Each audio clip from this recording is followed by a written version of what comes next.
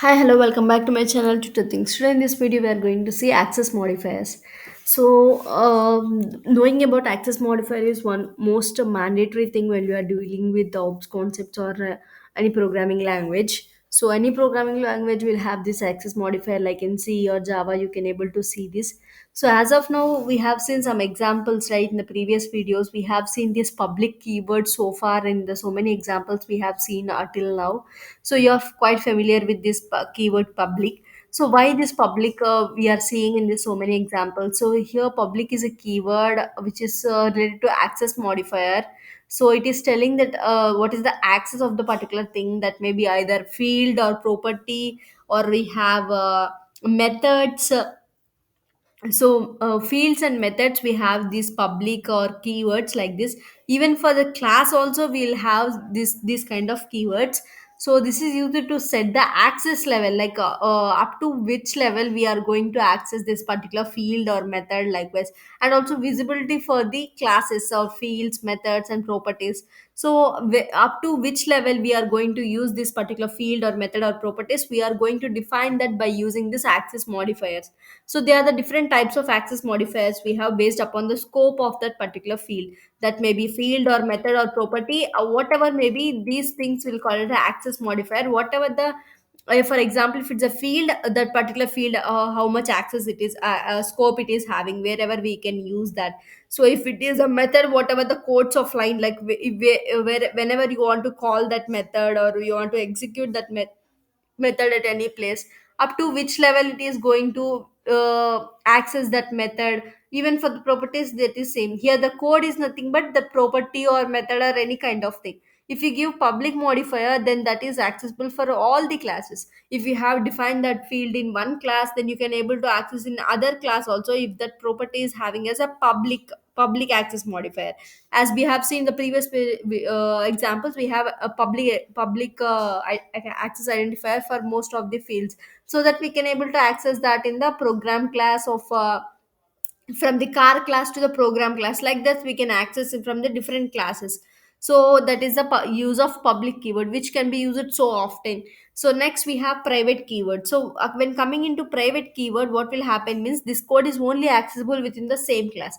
If you're having a car class, then you can able to access this car class properties with this or car class objective in that particular class itself. You should not go to other class and you can access that modal property or anything, if that property is having as a public access identifier. So within that class only you can able to access, and it will be accessible in that particular class itself. So this is the second type of access modifier. Next, third type of modifier we have is protected.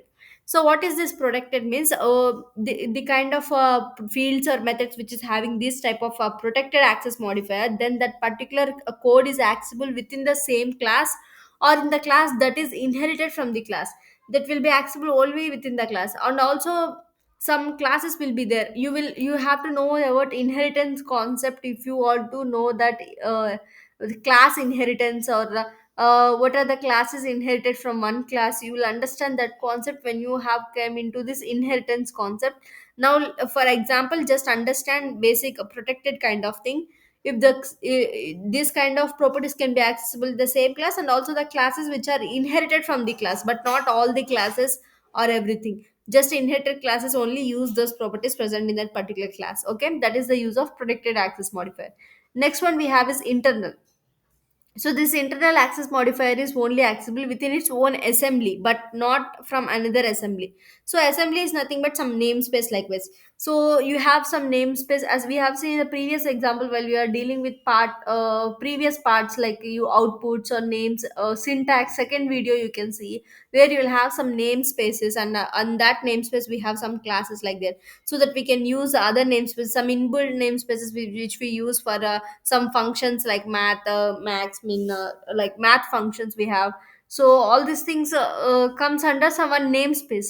So that namespace is called as assembly. So that namespace related classes only can be able to access that internal kind of properties or fields or methods.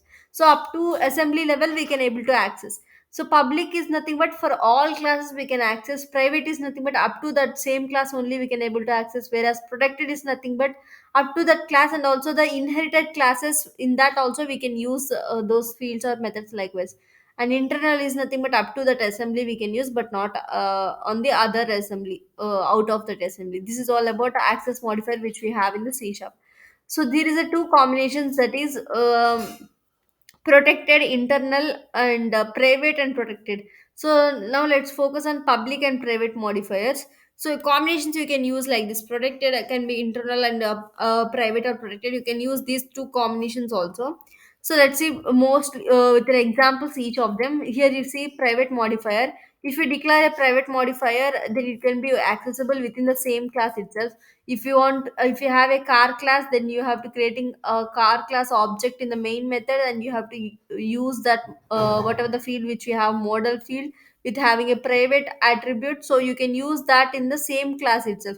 If you try to use that in the other class with the type having access modifier as private, then it will throw an error, because it is not able to accessible in the other class. It's accessible only in the same class because it is having private access modifier. Here you can see, because we are accessing the same class in the main method, you are getting output.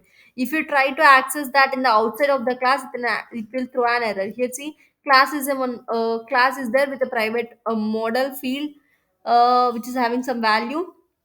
In the other class program, I'm going to access that by using this my object class model, so it will throw an error because it is having private attribute, you can't access that. If it is public, then only see the error will be like this: card.model is inaccessible due to its protection level.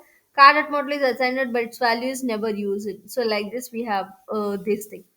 So you can try this example and check how it is getting. So if you want to reduce this problem, whatever we have to do is, here the access modifier which we have given in the case of here private, you should change this as a public so that you can able to access that in here.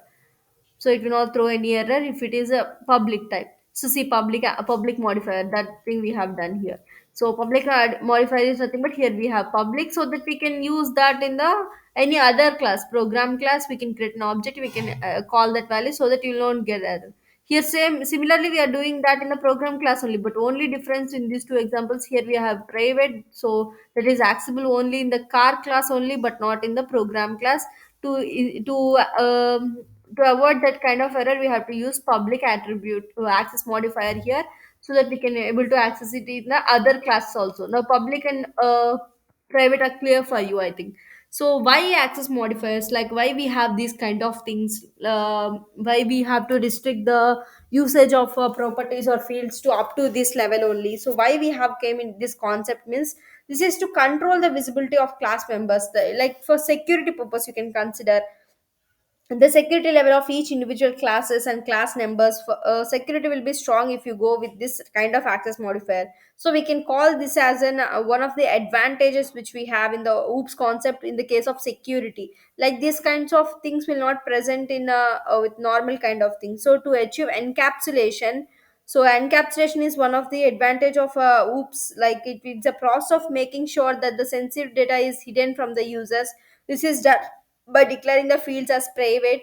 So whenever you declare private, that particular field can own that particular class only can able to use that. So that is sensitive data which you have, you can use like that, so that it will not be get published publicly available like this. So by default all the members of a class are private. So if we haven't mentioned anything, so that will be a private type, so that you can use them like use them in that particular class itself. So if you have given public, then only it will be make accessible to the other class also. By default, if you don't specify, it will take as a private kind of thing. So this is all about access modifier. Hope you have understood, right? So by this access modifier only we can achieve encapsulation kind of thing. So this is all about private and public, and also by default will take as a private. This point you have to remember. This is all about access modifier. Hope you have understood.